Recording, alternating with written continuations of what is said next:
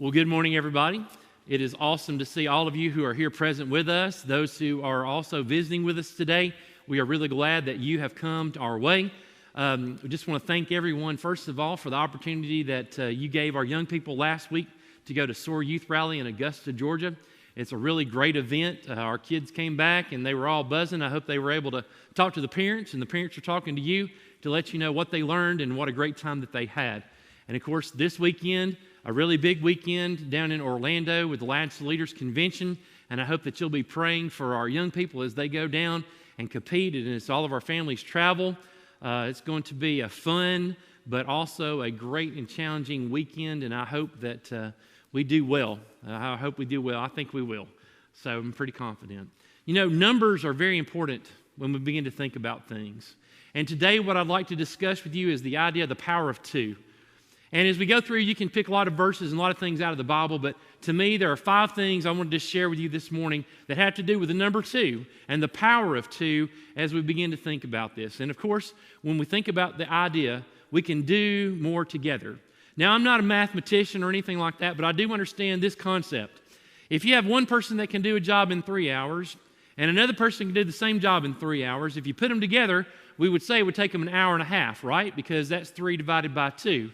But that's not how the power of work and force works together. It's actually a lot less than that. In fact, they can probably complete it in right at about an hour, and that doesn't make any sense when we begin to think about it, except for the simple fact that the power of 2 is something that works. When we had our text this morning and we read about 2 disciples being sent out. Mark chapter 6, in verse 7, and he called them 12 together and began to send them out 2 by 2. And when he sent them out, he reminded them, and he said, as you go out, don't take anything with you, don't take any food, don't take 2 cloaks. And for those of you who don't understand that whole concept, that's extra clothes. You know, if you're going out somewhere, we always pack a bag. You're going somewhere overnight, we got our overnight bag that we take with us, right? He said, don't take food, don't take that, don't take any money with you. You go and you let things be taken care of. And as we begin to kind of think about this as we do God's work, there's some things that we can learn from this. God does not, number one, want us to do it alone.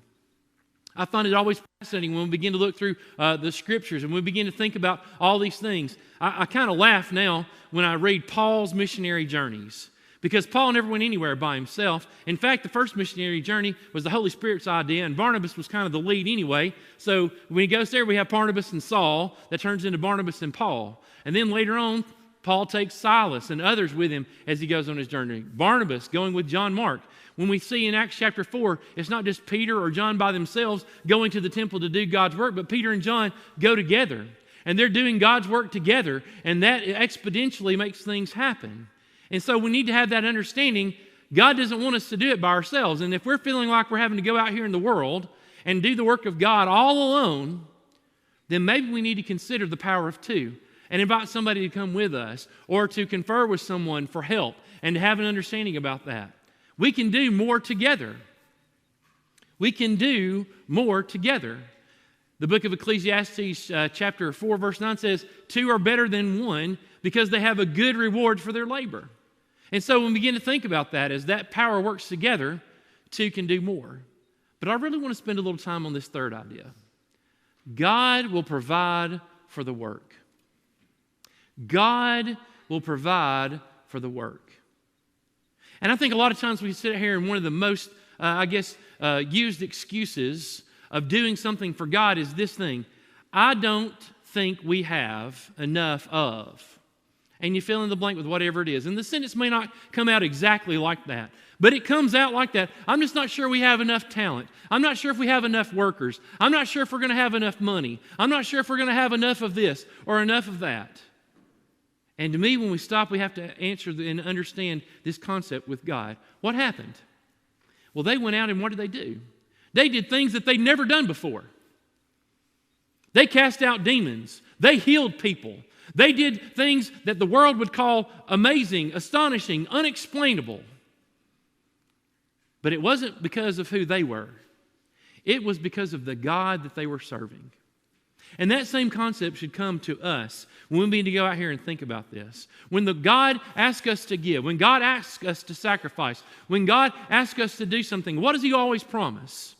That He not only will restore what we've done, but He'll restore not just twofold or threefold, but 40-fold, 60-fold, 100-fold.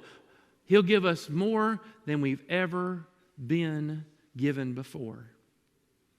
A friend of mine wrote this on his Facebook profile. He said, I didn't think I had enough money to give to God until I started giving money to God. Because you see, what does God do? God provides for the work. When we are people who are sowing seeds and we're providing and we're giving money here locally to do the work of God that we do together, God will provide for the work. When we're afraid that we're not going to be able to achieve something, let us always remember that God will provide for the work. God will give the increase. God will be the one who sustains us. God will be the one who empowers us. But we've got to be the two people who are being willing to be sent out first. The second two that we're going to look at is from Matthew chapter 18 and verse 20. The power where two are gathered. For where two or three are gathered in my name, there I am among them. Isn't that awesome? That God cares enough about us gathering together that He's present. I mean, think about that. Of all the things in the world that God witnesses and all the things that Jesus promises to be present for, He said, when two or three are gathered, I am among them. So what does that mean? He's here. Now, I'm not sure how it all works out. I mean, I know He's not physically sitting right here on the front row. He's probably sitting by y'all instead, one of y'all. But let's just think about that. God, Jesus, they care enough about us. And they care enough about our worship. And they care enough about us coming together to do whatever we need to do in His name. Whether it is an outside work, or whether it is worship, or whether it's coming and praying for someone who's struggling, or praying for a family in need, or whether it's coming together and doing anything at all, He cares enough to show up. Isn't that awesome? That the creator of this universe, who has all these tasks, is among us now. The power of two. When two or three are gathered in my name. That's just two. We can count out the three part. Because we could just say this, where two are gathered. Could we say that? And it still mean the same? So what can we learn? Jesus cares enough about His people that He shows up when we assemble for His purpose. And I don't know about you, but I try to assemble for His purpose every day. And I try to do it with people of God. I try to spend time with people of God every day. A lot of times it's in the office, or sometimes it's at home with Megan and with Cabry. You know, eating lunch with different people, going out and trying to visit, see folks each day. It's an awesome thing because we come together and we try to do stuff for God. We try to share ideas. We try to motivate each other and encourage each other and lift each other up. And when we come together in those things, God cares enough, Jesus cares enough that He's present. And we need to think about that. Do we ever feel alone? Do we ever feel like what we're doing does not matter? Do we ever feel like maybe I'm not adequate or not complete or not functioning? We need to sing that song in our head. Does Jesus care? And yes, He cares. Oh, yes, He cares. Our heart is touched with anything that goes in. His heart is touched with how we feel and how we exist. And we need to understand that God cares that much and Jesus cares that much. And if we go out to do God's work, that He is there with us. He is there among us. He is there working with us. So that leads us to our third two, the power of two messengers. You see, this is one of my favorite things to think about because what happens? Well, in Luke chapter 24, we got the disciples running to the empty tomb. The problem is they don't think it's empty. They just heard the rumor, right? The tomb is empty. And while they were perplexed about all this, where's Jesus? Where's the body? What's happened? We don't understand. We don't know. We have no understanding. Two men stood by them in dazzling apparel, the English Standard Version. Some people say white apparel. I like dazzling, you know. I mean, they're up there making a show. And as they were frightened and bowed their faces to the ground, the men said to them, "Why do you seek the living among the dead? Why do you seek the living among the dead?" What can we learn from this? And I could spend all the rest of the day and tomorrow and the day after talking about all this meaning, but I want you to think about this. Jesus is living right now. Now, I told him about being among us, but He's living right now. He's obtained a body that one day we will obtain in the resurrection. It cannot be destroyed anymore by the things of this earth. It cannot be hurt by the pains of age. It cannot be hurt by the pains of suffering. It cannot be hurt by the pains of death. It cannot be hurt by any of those things that we struggle with on a daily basis. And He is alive right now, and all of us need to take hope in the idea that He is alive because He has overcome death. And we'll talk about that in just a second. But He's also overcome everything else that holds us back and that we struggle with. Everything goes from doubt, from fear, all those things, they've all been overcome because He is alive. He is risen. Why are we looking for the living among the dead? Because often what we need to do is have that understanding that when we look out into our world today, we need to also encourage other people. Why are you searching for the living among the dead? And we're doing the dead works of this world. And people are engaged in all of these things that don't lead to this life and don't lead to the life that Christ has to offer for us. Because He is now working on our behalf. And we talked about that a couple of weeks ago at our Friends and Family Day. The idea of being our intercessor, the one who is at work, sitting at the right hand of God, on our behalf, making a case before God for us in everything that we do and everything that we touch. Isn't it amazing? Isn't it awesome to have that understanding? And ultimately, we have to have that recognition. He has overcome death. Now, death is something that touches all of us. We've all had people that we've unfortunately had to lay into a grave. And when we lay into the grave, what do we hope for? We hope for the resurrection, that knowledge and that understanding that can happen. And what is the proof of the resurrection? Jesus being raised from the dead. Jesus overcoming that thing that we fear the most. Jesus overcoming the separation that occurs whenever someone passes from this life to go to the eternal life on the other side. The power of those two messengers, and it's interesting that it's two messengers, isn't it? I mean, one person could have delivered that message, but instead, two are there to confirm that message, to reassure them, to let those apostles know, why are you seeking Jesus here? He's not here among the dead, He's among the living. And therefore, they send them out, and then they go and they find Jesus, alive and well, and the one who's overcome the power of death. Fourth two we're going to learn about today is the power of two prayers. In Luke chapter 18, we have a story, if you will, an illustration that Jesus gives about two men that go and pray. Ooh, I wasn't ready to go there yet. Wow. I guess I'm done. Kyle, come on, I'm just kidding. All right, we're going to back up. We're going to try to back up. And this is probably my computer's fault. Just to go ahead and let y'all know, I had a bad week with my computer. Really did. Trying to get some stuff done, trying to get it sent up here. It didn't work out too well. But we got it fixed today. There we are. Now we're back in Luke 18. Luke 18, a Pharisee and a publican. A Pharisee, someone who's supposed to be a person of the law. Someone who's supposed to be a follower of God. Someone who's supposed to be who knows the 10 Commandments and keeps those 10 Commandments. Wow. All right. So let's see. You got it? Just take it over.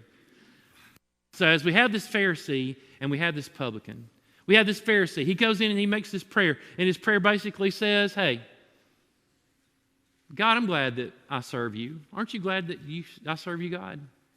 I give. I fast. I am not like this publican over here. This person who's this vile sinner who basically has chosen the way of death and the way to abuse our people, God. I'm so much better than he is. And the publican will not even lift up his eyes to heaven. And he smotes his chest and he says, God, be merciful to me, a sinner. And Jesus looks at that crowd who is feeling a lot of self-righteousness and says, who do you think went to his house justified? And he makes this famous comment about humility. We need to be humble. God resists the proud but gives grace to the humble. What can we learn from this? A humble heart overcomes hindered prayers. A humble heart overcomes hindered prayers. What was hindering his prayers for the publican was a sin. and his humility and his begging and his pleading with God. He said, God, I need you. God, I'm a sinner. God, have mercy on me because I know I'm not living and being what I need to be. And that humility and that attitude as he came to God allowed him to go to his house justified by the words of our Lord and Savior because he recognized what he needed in his life more than anything else. The Pharisee, on the other hand, did not go to his house justified. In fact, he went to his house worse off than he was when he entered into the temple to make that prayer, because his prayer was not a prayer of humility. His prayer was not one in coming to God and saying, you know what? I need God, and I need God's forgiveness, and I need God's help, and I need God's strength. If we exalt ourselves, we'll be humbled. But that humility is not going to come except at a great price. But if we humble ourselves, we will be exalted. We come to God for refuge. 1 Peter chapter 5 makes it so beautifully illustrated for us. Humble yourself under the mighty hand of God, that he may exalt you at the right time. What does it mean? We go to God for our safety. We go to God for our shelter. We go to God for our protection. We go to God for our help. Why? Because we recognize God is the one who can give us these things. Just as the publican who would not lift his eyes up to heaven recognized his state and recognized who he was and recognized what he was all about and said, God, be merciful to me, a sinner. I'm a sinner in need of God's forgiveness. I'm someone who is in need of God's mercy every single day. But the publican went to his house justified. The Pharisee, he thought he was above it all. He thought he was above it all. His arrogance and his self-righteousness and his ideology that wearing the name of Pharisee and wearing the name of being a Jew lifted him up somehow and gave him some kind of special allegiance to God where he didn't need what God had to offer. Instead, God should just be thankful that he was there. And God should just be thankful that he was actually praying to him. And God should just be thankful that this person actually thought about God. How arrogant, how rude, how boastful. And we need to avoid that self-righteousness and have that recognition every day to say, I'm in need of God. And make our prayer that prayer of humility. All right, here we go. Last one. The power of 2 miles. Matthew chapter 5, one of the greatest sermons ever preached. Part of the great Sermon on the Mount that Jesus gave to us. And as we begin to kind of break that down, there's a really random passage that pops up in the middle of all this. And it's really affecting and really points towards the Jews of the day. Because we all know under Roman law that if a soldier's walking by and he has his pack, he could look at you no matter what you were doing. If you're in the middle of cooking, if you're in the middle of plowing your field, if you're in the middle of taking care of your kids, hey, grab my pack, you're going to walk with me a mile and carry it for me. Now, I'm not trying to be ugly, but a Roman soldier pack wasn't exactly light. If you kind of break it on down, it had a lot of his weaponry in there. Most likely carried his shield, most likely carried his extra clothes, most likely carried some of his armament, because as he's traveling back and forth, he's not going to be wearing the things that guard his loins, and he's not going to be wearing the things that would guard his feet, those metal pieces that were applied to his sandals and things of that nature. They all would be held in his pack because he is not ready for battle. So you're talking a pretty heavy burden. And Jesus looked and he said, if anyone forces you to go 1 mile, go with him 2 miles. I'm sorry, excuse me? 2 miles? What do you mean go 2 miles? That means I got to walk 4 whole miles instead of just 2. And why would I want to go and do the extra stuff? Why would I want to sit here and do more than is required of me? Because then we're an example of what God wants us to be, because what we can learn, Lauren, if you'll hit that because it's not going. Our attitude needs to be one that builds relationships. How many times do you think that Roman soldier had been spat toward? They wouldn't spit on him because that would be really bad. But just enough to let you know I'm disgusted because I had to walk 1 mile and carry your pack. Don't you think, that Roman soldier, can you imagine as he's walking along? And suddenly somebody carries, and we go our 1 mile, and he sees the marker for 1 mile, and he kind of stops and turns, and the person continues on. He goes, well, that's different. And as you're walking along that mile, do you think maybe he may ask the question, You realize you've met your obligation. Yeah, I know I've met my obligation. Thank you. Why are you carrying this pack an extra mile? Why are you continuing to walk? You aren't forced to do this any longer. I'm a follower of Jesus. I'm following his example. I'm doing what he did for me because he went definitely the extra mile and continues to go extra thousands of miles in my life. So me doing this small thing for you is no big deal compared to what Jesus has done for me. You see, to be his disciple, we all know we should be willing to do what's expected, right?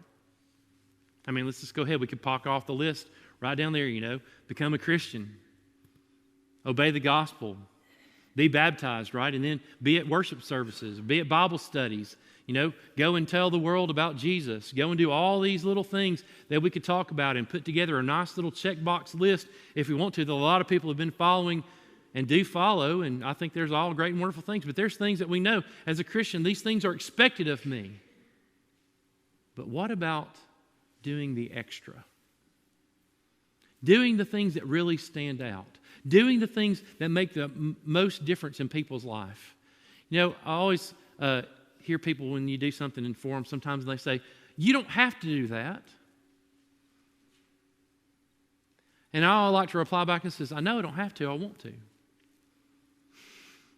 And now I was talking with some of you, Priscilla and Mia and Mike, you said their mom would say, don't rob me of my blessing. If I misquoted that, I'm sorry about that. But if somebody tried to do something for somebody, don't rob me of my blessing. And the hard part for her was when she was on the other foot. She liked helping other folks, but she didn't want to receive the blessing from other folks and would say it's not necessary. But what we have to understand is the things that are not necessary and the things that are what we would call the extra, the things that we don't quote unquote have to do, are the things that make the greatest impact for us to build a relationship with someone so that we can help lead them to Christ. And we need to open our eyes and understand this concept of the 2 miles is not about walking 5,820 extra feet.